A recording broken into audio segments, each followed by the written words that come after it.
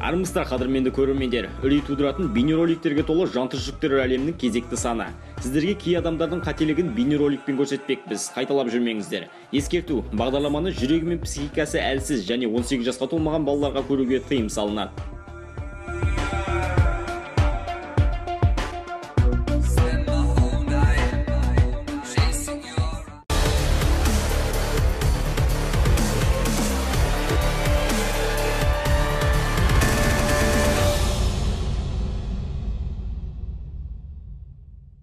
Тұрмыстық жағынан өте нашар, өмір сүруге қолайсыз кір-қоқысқа толы мекендер әлемнің түкпір-түкпірінде бар. Бірақ осыған қарамастан онда мекен етіп тіршілігін жалғастырып жатқан адамдардың саны мың, тіпті миллион. Сөзімізге дәлел ретінде әлемнің ең кедей лашық аудандарының топтамасын ұсынамыз. Мумбай Үндістандағы ірі қаржылық әрі экономикалық орталық болғанымен, мұнда да лашық деп сипатталатын біршама кедей аудандар бар. Осындай аймақтың көлемі жағынан ең үлкені Дхарави. Ертеде бұл жер қайың ағаштарына толы ну орман болатын.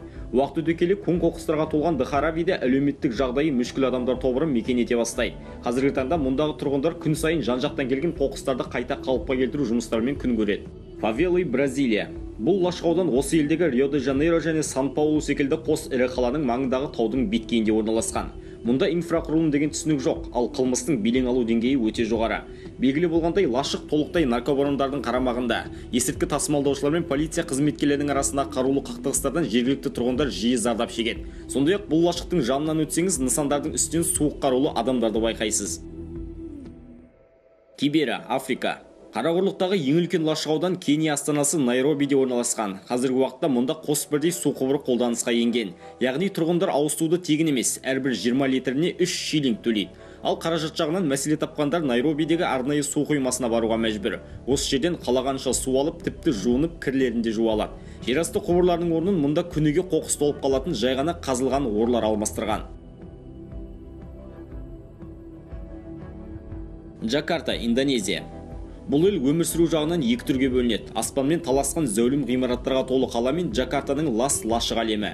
Мұнда да өзгелері секілді жерасты су құбырлары жоқ. Тіптен жарық жиі болмай, тұрақты транспортта қызмет етпейді.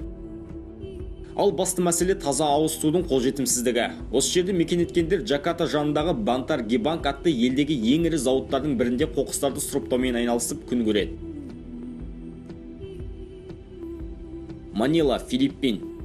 Аталған қала Филиппин елінің астанасы. Халқының 20% лашық аудандарды мекен етіп, бұл көрсеткіш жыл сайын артып келеді. Қаладағы үлкен бизнес орталықтары мен кедей аудандардың арасындағы айырмашылықтар өте қатты байқалады. Ал әлемдегі ең ұсқынсыз квартал Филиппиндегі Навас лашық ауданы. Мұнда адамдар амал жоқтықтан дәл қорымдардың жанынан қоныс тепкен. Жан-жақтың бәрі қоқыс, өлексе мен мәйіттердің қараусыз қалған денелері. Және айналасын үлкен су құбырлары қоршап жатыр. Мүңкіген жағымсыз иістер мен сыртқы көрінісі адам баласының жүрегін айнытарлық.